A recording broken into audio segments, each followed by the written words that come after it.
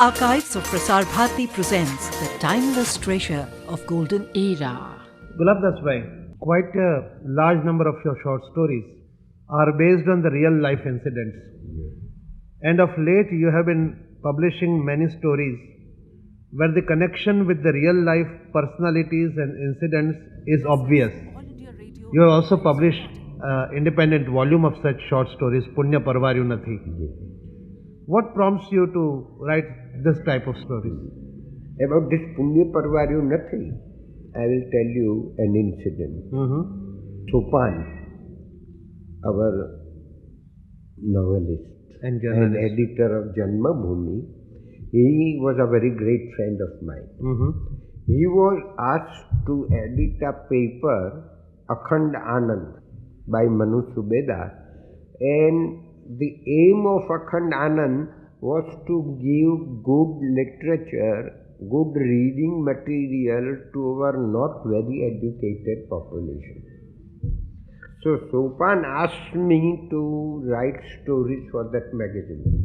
But he said, Gulabdas, no stuff dealing with men-women relationship outside marriage. No stuff like that. Then I said, Sopan, if I write a story, I can not put any restriction on myself. Because the story will dictate what sort of a thing I should write.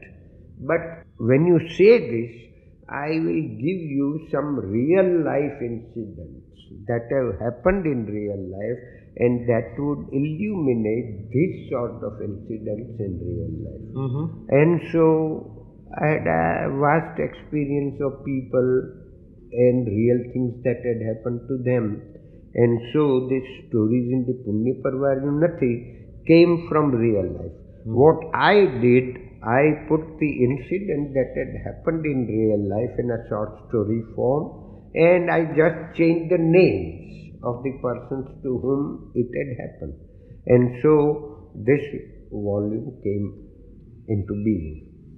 Like that, many stories had a bearing on the real life. But many of my famous stories also are not so based on what has happened in real life. There is always something of the human life and the experience that you have seen, felt and always creeping in. But not this Dumrasera, for instance, is an absolutely imaginative story, imaginary. Nothing like that had happened to anybody I knew. But once I was going in a train and it just came to me. What would be the greatest sacrifice a man would be making? And then I thought, if he has to sacrifice his child, that would be the greatest thing that would be happening to him. And that way, this story, before I alighted at Churchgate, the bare idea of the story was in my mind. Like that, many stories are like that, but most of them have a background of just a real thing behind them. After 1950, there was a strong movement in Gujarati literature for experimentation, led by the late Dr. Suresh Joshi. Some of the earlier writers adapted themselves to these new forces, but you never tried to follow these experimental writers. This was in spite of the fact that personally you are quite close to many of these young writers, and secondly, writing in any other way was considered, at least for some years, as outdated. Could you explain why this was so? As you know, I knew Suresh Joshi very well. When he made that experiment, he was a tremendous force. And he was a very great student of literature. And he came with absolutely a new thing. And he asked me to write a preface to his first volume of short stories. I wrote that preface, and from that preface you can understand that I understood what he was trying to do. And I understood what the newer trend was about and what they were trying to do. Sure. But when I was writing a short story, I knew what the new short story would be like, but I wrote in the way I knew how I could write. Because, as our friend Lord Krishna had said, Swadharme Nidhanam Shreya. My dharma, if I went to write like Suresh Joshi or Madurai, it would be a flop. That's what I felt. I can dissect a short story by any of the experimental writers, either in the West or the East, and that would not be untrue. But if I write, I would write as I know best. And that is how things have happened. That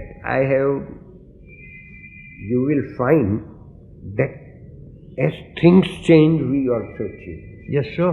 The size of the stories that I wrote in the beginning and the size of the stories that I write now, the lengthy explanations that came in the stories of the former period are not there now. These changes are there, but the formal changes that these experimental and avant-garde writers that they call themselves made, that I never followed, and I think I have done a wise thing in that. Because newer things are going to happen. After 20 years, all these avant-garde people will be considered old-timers, and newer forms will be coming. But the things that survive will be which has a genuine literary element in it. And that's what I believe in. For such a long time, you have been writing short stories. Yeah. And a short story and a novel are two forms that are related to each other in many respects. And still, how is it that you have not thought of writing a novel so far? I have thought of writing a novel since the last 30-40 years. But I have not written a novel yet. And I don't think I will be writing a novel now, because now the time at my disposal is very short. But what happens, whenever things come to me, they come to me in a short form only. So if I have a subject for a novel, and if I think about it, it dissolves itself into a shorter form, and when I begin to write it, it assumes a shorter form. As you will see, I have written plays, but most of them are one-act plays. Yeah. Stories, all short stories. I have read a lot, as much perhaps of the literature of the novel as the literature of the short story, and I know all the nuances and beauties and all the drawbacks of a form called the novel. But somehow or the other, it has always escaped me. And then I have contented myself with the thought that God has meant me to be a short story writer, a one-act play writer, a lyrical writer. And in my criticisms also you will see that there are not very big essays of criticism, even when I am just trying to deal with principles of criticism. So, and my height also. So I am meant to be small in everything. Earlier during this interview, you told us how you took to writing plays. But for the past many years, it seems you have given up plays, or you are hardly publishing them. How is it?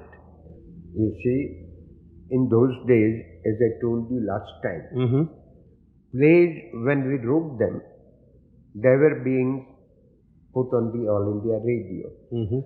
They are still being put on the All India Radio, but then there was a genuine demand of genuine good literary stuff that would be a play. Yeah. Even apart from the radio, there were groups of people, Rangabhumi and Jaswant Thakare and all them.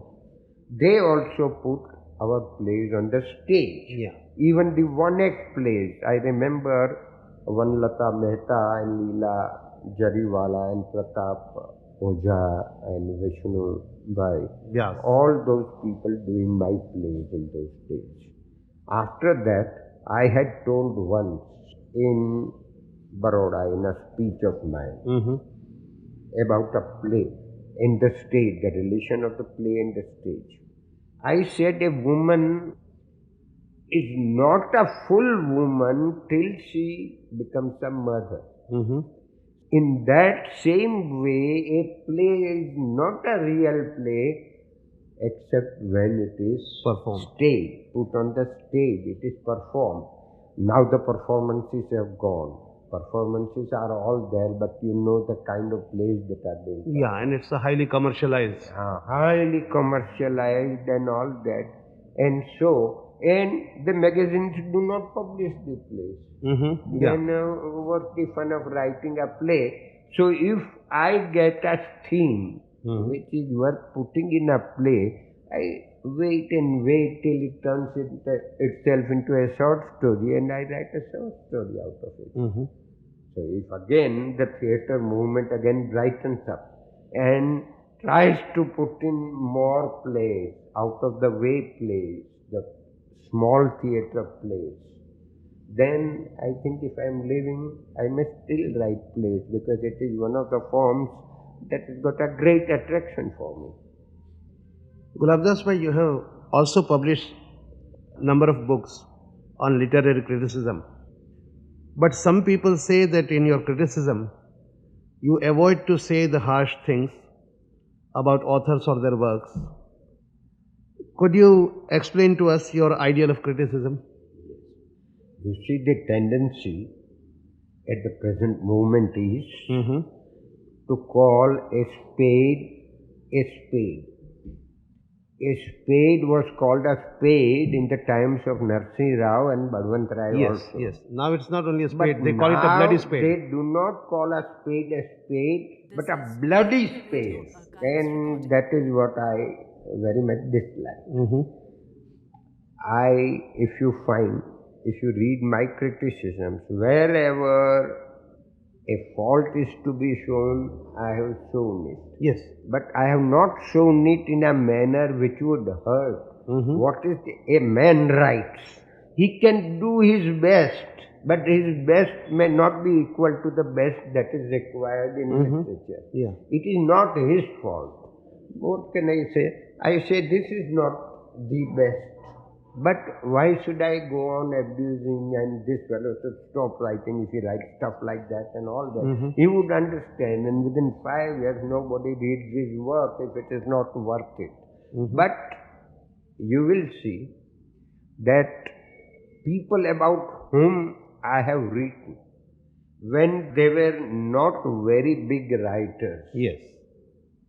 Suresh Joshi, Chandrakant Bakshi, Madhu Rai, all those and so many other people, and when I had praised them, when they were very young and people did not know them, they are all there now at the top of their careers, and they are the recognized writers.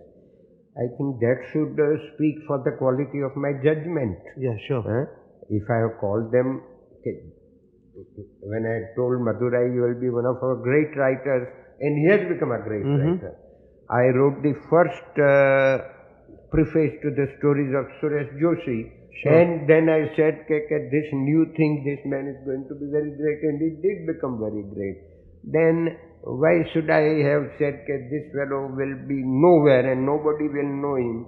Nobody may know him. Why should I do that? That is how I have not been harsh, but I have not been untrue.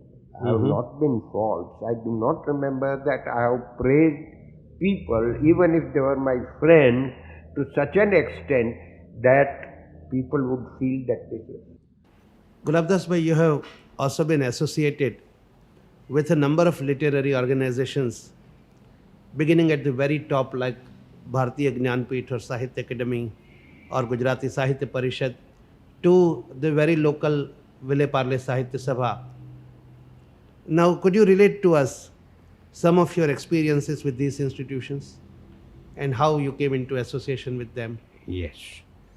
I am very happy that I am associated with all these organizations, and my relation with the people who work those organizations has have always been very friendly and very kind. I When I associated myself with the Vilepale Sahitya Sabha, I made one point. I was elected to preside over it. Since the last 30, 40 years, I am still continuing as the president. Yeah. And so the secretaries, younger people who worked with me, I always told them that do not care for big programs where many people would come. We are a literary organization and we should talk to people in such a manner that they would be interested in literature. If 10 or 15 people only come, and if they hear about Uma Shankar or Sundarji Betai or Mansukhlal Javeri or Karsandas Manek or Sneh Rasmi as poets, that would be enough. Why should we want a crowd of 100 people who would never read these poets? And so, whenever there were about 25 to 30 people in our meetings, I and the secretary who was working with me, Jagdish Killaiwala, we would be very happy. If on a rare occasion there were 50 people, we would just congratulate ourselves after the meeting. But then we had an idea that we wanted the Gujarati Sahitya Parishad to be held in Bombay. That was a very big thing. So we approached the rich people here to collect funds. And we said we are an absolutely unknown organization. And Ratilal Nanavati, who was one of the topmost rich people and a cultured man in Vilepale, he said, we are not coming to your meetings, but that does not mean the great work you are doing through this organization. And you call the Sahitya Parishad and we will all be responsible for all the trouble that lies ahead for you. In the same way, I was connected with the Gujarati Sahitya Parishad since so many years. And they have always treated me very kindly. They made me the secretary of the organization, then the vice president, then the president. And it is, as you know, a very prestigious thing for a man to be elected the president of the Gujarati Sahitya Academy. Oh, yes, sure. But apart from being the president, with how many our great literary people, I could come in very close touch through that organization.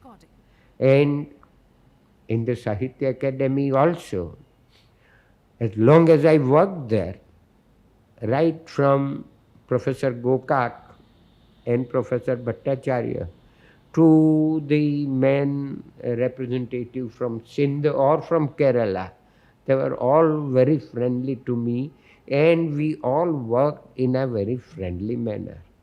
In the Bharatiya Gyanpit, only 9 or 10 of us were on the selection board. We worked for 5 years in a very friendly spirit, and I could see that all people who came there had their own opinions and had the courage to express their opinion, express their point of view as far as they could. And so there is no question of not being friendly. And we were discussing about giving the award to a person, and a friend was pressing for his own nominee, a Bengal. So I said, somehow or the other, I have read literature in many languages in India also, in translations and all that. So I said, is that gentleman Tarasankar? So he said, no, Tarasankar would be much greater. Then I said, my nominee would equal Tarasankar. And so he was given the prize. You know, Pannalal Yeah, Patel Pannalal won the Patel. prize. But our friendship continued. And now I am no longer in it. And the Bharatiya Gyanpit is honoring the latest award winner, Kusumagraj, Yeah, in Shirvata. Bombay. And just now I showed you a letter where the president, the chairman of the Bharatiya Gyanpit, is standing a lunch to all these people, Yeah. our Sharad Pawar and Balram Jakhar and the Yeah. winner, and he has invited me Yeah, also, yeah. though I am not there. That shows through the friendliness Yeah. of all the people Sure. and the organizations with which I have worked. I have never quarreled and never submitted on a matter of principle. If I am not in a majority, I would insist on a vote being taken, and if I am defeated, then I would not feel unhappy about it. I would go with the majority. But that is how I have worked, and my experiences of these organizations are also quite happy. You have also traveled a lot, both within the country and outside. And even at the age of 80, you still keep on traveling. What do you get out of such extensive travels? Yes. You see, one thing that travel does to you is taking you out of the humdrum routine everyday life in which you are living most of the time. And so it gives you a fresh breath. And then you come in touch with people whom you had not seen up to then. And then, if you are traveling in foreign countries, you know how different life is from the kind of life that you are living. And as I have said, I have always tried to see the good points in people and countries. If you are traveling in a bus looking at places and person, lady or gentleman with whom you are sitting, before you part from them, they have become friends Yeah. and knowledgeable people. You would like to talk to them. So this travel has done this to me. I have met with many people, and I have written a book of my travels, and as you know, there also I have tried to see and describe the countries through the eyes of people that I have met. Yeah. I have not described Eiffel Tower, it is 900 feet or 300 No feet bare high facts, and no. all that. This Nile River is like that and waters are flowing like that. I have not said that. But through the people that I have met, I have talked about the countries. And I have met a large amount of people, a big number of people, very friendly people, and I have enjoyed meeting that, both in India and in foreign countries. Since you mentioned your elder brother and stock exchange, let me go back to your professional career. At what age you joined? I mean, joined in quote marks because you say you never really bothered about it. But at what age you joined stock exchange? I passed my BA in 1930. Just after the examination, as I told you last time, I went to the Gandhian movement and went to jail in 1932 for a year and a half. After I returned from the jail, I had an idea of going to England, studying for becoming a lawyer, Lawyer. barrister, Yeah, that was the done thing at and that time. also studying with Harold Lasky in the School of Economics, School of Politics that he was running there. Yeah. That is what most of our Minu Masani and all those people, they are all MSc from there and barristers. Yeah. So I also wanted to, Minu, Yusuf Merali, Soli Batliwala, they were all there in our college. They were seniors. They had just passed, but they used to come to the college and take Yeah. part in the debate. So I wanted to do that. But after the movement and after the jail and all that, the charm of that life went out of my life. And so I went to law college here for about a year. But that sounded unreal, unreal. The only real things that were sounding real to me were Gandhi and Nehru and Bose and the national movement. So I left the law college also. And then I had a business ready for me, my father's business. My grandfather was in the stock exchange. My brother was there. So I joined the stock exchange. And for how long you were connected with stock exchange? For how many years you were connected with stock I exchange? think I joined it in 34 and left it in 64. 30 years.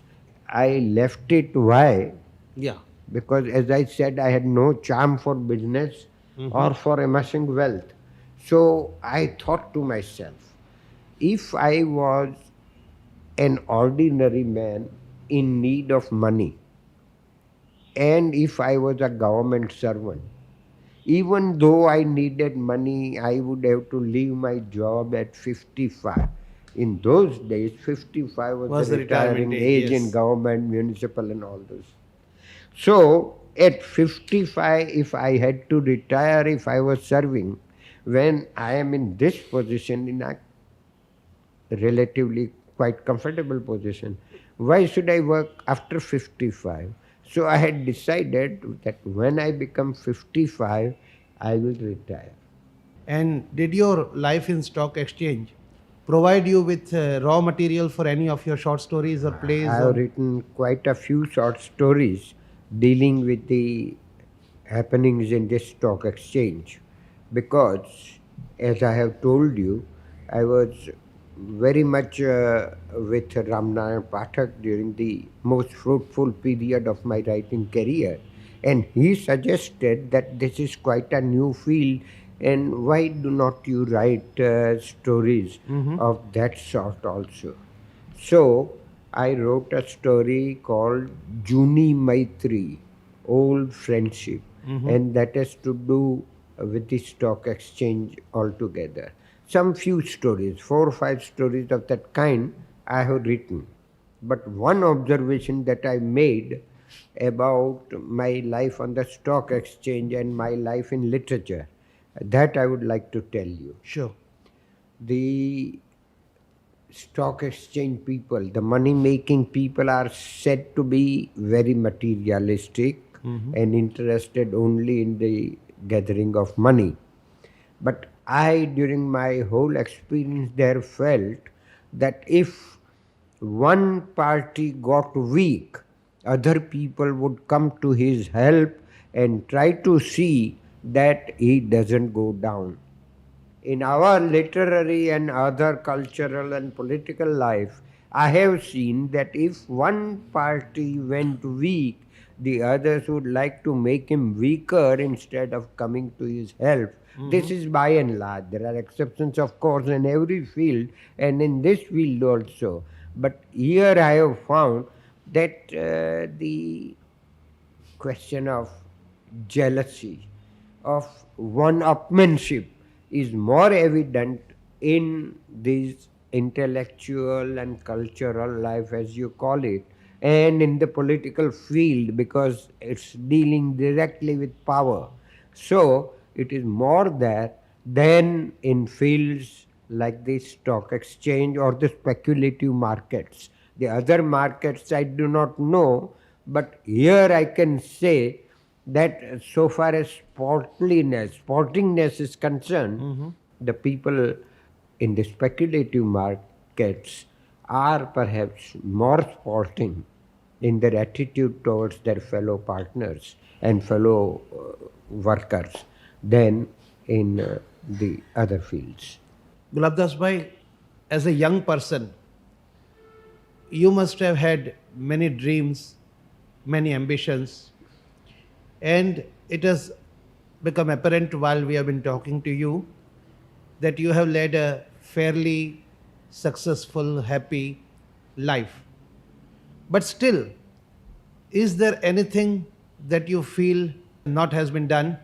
In other words, are any of your dreams still unfulfilled or your ambitions not achieved? When I started, I was born and bred up in a small town, in a small family of merchants. And I never dreamt when I was young, I never dreamt I was in politics. And if I dreamt that I would someday become the mayor of Bombay, because my position in the Congress was such that if I had stuck there, I would not only have been the mayor of Bombay, I would have been in some cabinet either here, or if I was more hardworking and all that, in the center also. That was my position. And that was the kind of work that I was doing. But since I left politics for literature, those dreams went away and I never cared for them because I thought that this was very good. So far as literature was concerned, I never dreamt when I began writing that I would be a considerably good writer. So the biggest ambition in those days when I started was that I would be printed in a magazine like Prasar. When that came over, then after I became a known figure in the literary field, the ambition that I remember is that I would be happy if I could be the president of the Gujarati Sahitya Parishad. That was also fulfilled. And long back. And a long back. And I am not a very ambitious man, and I know my limitations, because if I am the president of the Gujarati Sahitya Parishad, if I am a member of the Sahitya Academy, if I am a member of the selection board of the Bharati Gnanpith, I know that I am not a Chekhov or a Hemingway. I know my limitations, and then I would not be ambitious for those positions because I would be knowing my own limitations, the limitation of the field of the language in which I am working, and so I wouldn't care for them. As I told you, I am a very satisfied person, and even in my dreams, I would not be thinking when I was young that I would be considered a literary figure, that the not only a literary man of Gujarat, but a literary man of India, so to say, and that I would be invited to through so many languages and their institutions and all that, that I never dreamt of. I am happy that it has happened like that. But I do not desire for more. I went 3 times to Europe, and all those 3 times I went as an invited person. I went, the government of America and the American literary bodies invited me. The German government invited me, and I was a delegate to the international PN at Frankfurt. So I'm quite happy about that. And there also I enjoyed myself and I took part that was also appreciated. That's the limit of my ambition. I do not want to be more than what I have been. Gulabdas Bhai, from just what you have said, it's very apparent that you have a very happy life and you had a happy childhood too. What about your own family, that is your... As you know, I have got a very happy relationship with my wife, and she has been so good to me all through my life. I'm not a very easy person to live with, but she has managed to live with me all these years, and now we have become very good friends and very good companions. And then the children also, I'm very lucky that I have been very fortunate in getting, I have got 4 children, 2 sons and 2 daughters. And they have all been very loving children. And apart from love, they have been very obedient and very good at giving me respect. So even if one of these sons, they are both very highly educated. Yes. But even if they want to do something, they are themselves earning quite a lot. And if I tell them that I would not like you to do that, however much they would like it, they would never do it. I am quite sure. No, Vijay, you shouldn't do it. No, Vinod, you shouldn't do it. Then they don't do it. So life in that way has been quite happy, and I have no complaints. Last question. Yeah. If you have to live this life again, I don't know whether you believe in rebirth or not, but I presume that you believe. If you have to live this life again, how would you like to live it? I think I should like to live it as I have lived, because the older I grew, the charm of a great and a very famous life just slipped away. You think about Jawaharlal Nehru or Indira Gandhi or Rajiv Gandhi. Every day their photos appear in papers, their names appear in papers. Now the centenary of the great Jawaharlal Nehru is being celebrated. But with what a burden they had to carry throughout their life, and burden not only of the work that they did because they loved the work, they lived for a cause and did it for a cause, but the burden of reprobations, of ununderstanding, misunderstanding, understanding and yet abusing them. How much a man would feel. And these people are very sensitive people. Unless you are a sensitive person, you cannot work for others. You cannot devote your whole life to others. That's very right. Unless you are very sensitive. I have not mentioned Mahatma Gandhi because he was just in the line of Buddha and Mahavira and all those people. So he would not be touched. But all these worldly people who were very great people.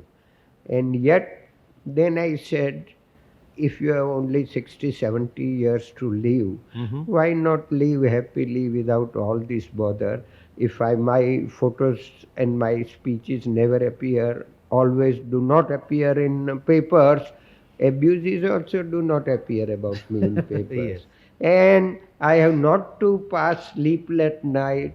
This time Pakistan is coming from here, China from here, Afghanistan, Khrushchev, then Reagan, and this and that. Why should we bother about them in our own small lives? And we have been granted a field by God where we can do something about human beings in augmenting their ability to understand another human being and in augmenting the purpose of their lives. Then why bother about this dirty game called everyday affair of politics? Politics I do not consider a dirty game, but the way in which it is being played today, I think it cannot be dirtier. And so I am happy that I have escaped that dirt. I am thankful to you for granting this interview. Thank you. I do not know how to express my appreciation, but this has been an experience I will not forget. Thank you all. Forget.